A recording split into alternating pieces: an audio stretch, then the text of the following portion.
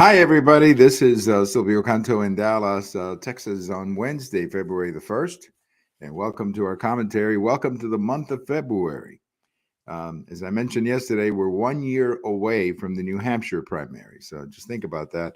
New Hampshire is just around the corner. So you'll start seeing some candidates start talking presidential ambitions here over the next few months. Nikki Haley, former governor of South Carolina. She was the UN representative under President Trump.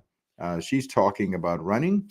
And of course, President Trump and Governor DeSantis and Vice President Pence and somebody else, I'm sure, will run. We have a lot of good people. Now, what the Democrats are going to do as far as uh, the primaries, I don't know. Because there's some talk on the Democrat side of changing the primaries around so that New Hampshire is not the first one anymore. I don't know if that's going to work out, but they've been talking about it. But definitely from the Republican standpoint, New Hampshire will be the first primary. Iowa is always the first caucus, but that doesn't seem to have as much impact on the Republican as it tends to do on the Democrats. Well, maybe it doesn't do it with the Democrats either. I don't know. But clearly, New Hampshire is the first primary exactly 1 year from now. Well, I guess the big story today is that Tom Brady will be retiring. This is it. He's going to retire. And you know what? I'm happy. I'm happy for Tom Brady. Greatest quarterback of my generation, without question about that. Just an absolutely amazing person. Tremendous success on the field. And now he's apparently going to work with Fox Sports, and he's going to be the number one analyst at their NFL coverage, which is great because if you've ever heard Tom Brady talk about football, you'll appreciate how articulate and how knowledgeable he is. I've had a chance to listen to him a couple of times in previous post seasons when he would do some analysis on the radio, and the guy's really good. He's really, really good. So I'm sure that we'll get that knowledge and that articulate nature of Tom Brady on Fox NFL coverage. But again, an amazing career, an absolutely wonderful, wonderful quarterback. And all I can tell you is we wish him the best. We wish him the best. And I still have a little bit of allergies, so forgive me for a second. Okay, I got to get a little drink of water there to take care of my throat. Anyway, the big story, and I have a post coming out about this tomorrow, Thursday.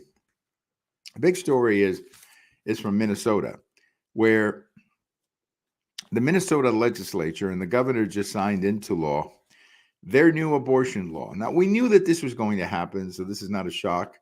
You're going to have a lot of states now come up with their own abortion law. But what we just saw in Minnesota is pretty sick, I think. I mean, they have the right to do it. It's a state by state definition of abortion now, so every state can do whatever they want. That's exactly what the Supreme Court said. But in Minnesota, they have basically, they've made abortion without conditions, meaning you can have an abortion in any moment in the pregnancy without any regard for the length of the pregnancy or the baby's life in the event that you have a premature birth or a baby born during an abortion or whatever. And this is to me barbaric. I mean, just absolutely barbaric. It was a close call. It was 34-33 in the state Senate, and it was signed by the governor. But to me, this is this is something I don't know how people can vote for stuff like this. And then they turn around and they have a celebration as if the Vikings had won the Super Bowl or the Twins had won the World Series or something of that magnitude. I mean, it's just absolutely amazing to me that people would celebrate abortions in this fashion.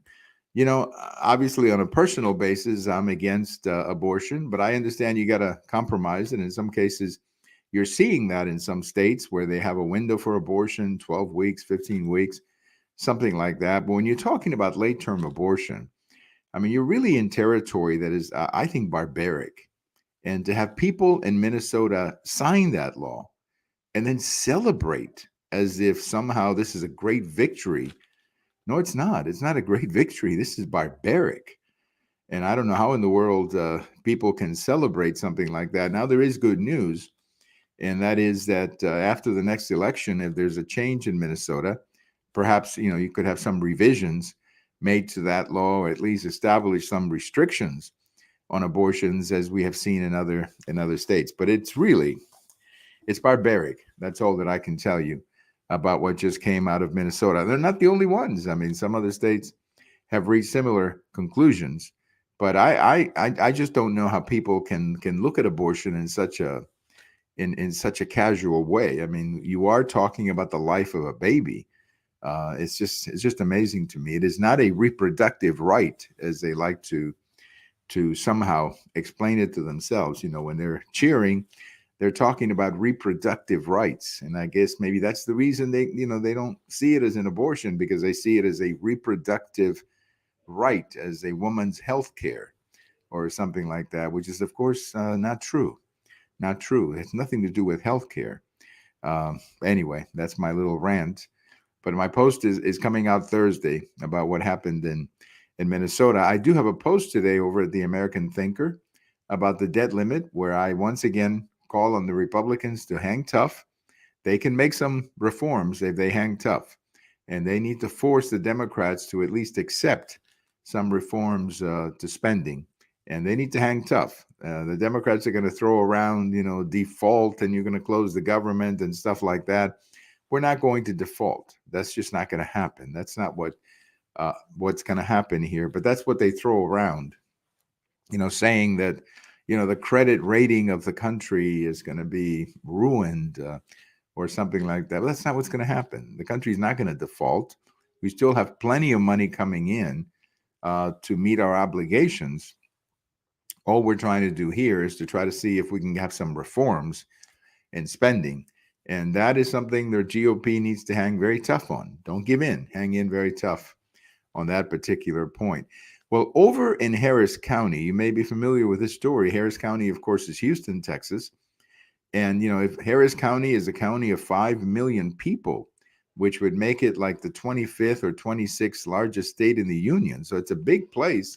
It's a big place. In fact, Harris County, there are 5 different congressional districts that not in the county itself, but have part of the county as part of the district. So it's a very important area here in Texas and in the country as well. Well, in Harris County, they had an election last November, as we did in many places.